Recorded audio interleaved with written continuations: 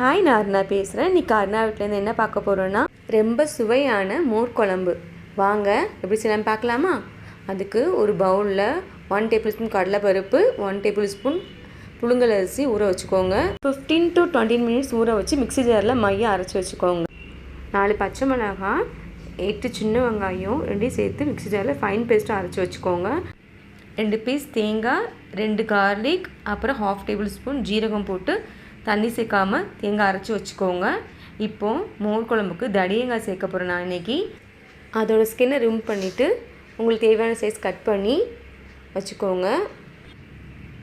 இப்போ ஒரு குக்கரில் நம்ம கட் பண்ணி வச்சுருந்த தடியங்காவை சேர்த்துக்கலாம். குக்கரில் தடியங்காய் ஆட் பண்ணிவிட்டு 1/2 டீஸ்பூன் மஞ்சள் பொடி ஆட் பண்ணிக்கோங்க. இந்த தடியங்காய்க்கு தேவையான உப்பு ஆட் பண்ணிக்கோங்க. நான் இன்றைக்கி கல் உப்பு தான் ஆட் பண்ணியிருக்கேன். அப்புறம் இது வேக வைக்கிறதுக்கு தேவையான வாட்டரும் ஆட் பண்ணிக்கோங்க. இப்போ இதை அரைச்ச பேஸ்ட்டு, பச்சை மிளகா, சின்ன வெங்காயம் அந்த பேஸ்ட்டு வேறு எதையும் சேர்த்துறாதீங்க. இது கூடயே சேர்த்து வேக வச்சுக்கோங்க. 2 விசில் வந்ததுக்கப்புறம் எடுத்து ஓரமாக வச்சுருங்க. இப்போது இந்த குழம்புக்கு தேவையான மோர் அன்றைக்கி நம்ம ரெடி பண்ணி வச்சிடலாம். நான் இன்றைக்கி 250 ml தயிர் எடுத்திருக்கேன். அதை மிக்ஸியில் போட்டு மோராக்கி ஓரமாக வச்சுருங்க. இப்போ தடியங்காய் வெந்துடுச்சான்னு நம்ம பார்க்கலாம். வெந்துடுச்சு நல்லா. இப்போ இதை கூல்டவுன் ஆக்கிடுங்க. ஃபேன் காற்றுல வச்சு கூல்டவுன் ஆனதுக்கப்புறம் தான் நம்ம அடித்து வச்ச மோரை இதில் ஆட் பண்ணணும். தேவையான அளவு வாட்டர் ஆட் பண்ணிக்கோங்க, குழம்புக்கு தேவையான தண்ணி. இப்போ அரைச்ச தேங்காய் பேஸ்ட்டை இதில் சேர்த்துடலாம்.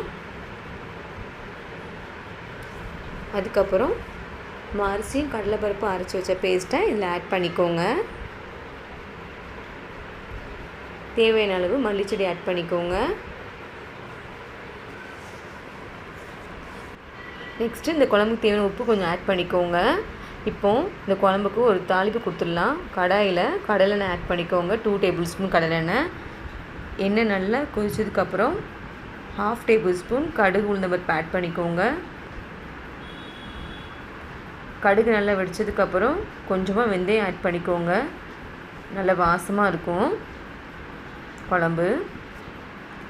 அதுக்கப்புறம் சின்ன வெங்காயம், 2 வத்தல், கருவேப்பிலை போட்டு நல்லா வதக்கி விடுங்க. இது கூட கொஞ்சம் காயத்தூள் எல்லாம் சேர்ந்து நல்லா கோல்டன் ப்ரௌன் ஆகணும். நல்லா வதக்கட்டும். இப்போ நல்லா கோல்டன் ப்ரௌன் ஆயிடுச்சு. இப்போ இதை நம்ம குழம்புல சேர்த்துடலாம்.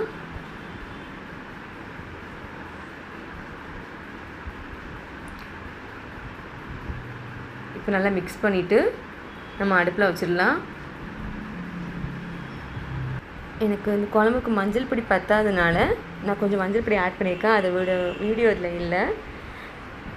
அது கொஞ்சம் ஆட் பண்ணிவிட்டு குழம்பை மிக்ஸ் பண்ணி விடுங்க. அடுப்பில் வச்சுட்டு போயிடாதீங்க, கொதிக்கக்கூடாது, தெரிஞ்சிடும். நல்லா கிண்டி விடுங்க. நம்ம அரைச்சி எல்லாம் விட்ட பேஸ்ட் எல்லாம் அடி பிடிச்சிடும். இல்லைன்னா நல்லா மிக்ஸ் பண்ணி விடுங்க. பாருங்கள், இப்போ நல்லா நுர வந்துடுச்சு.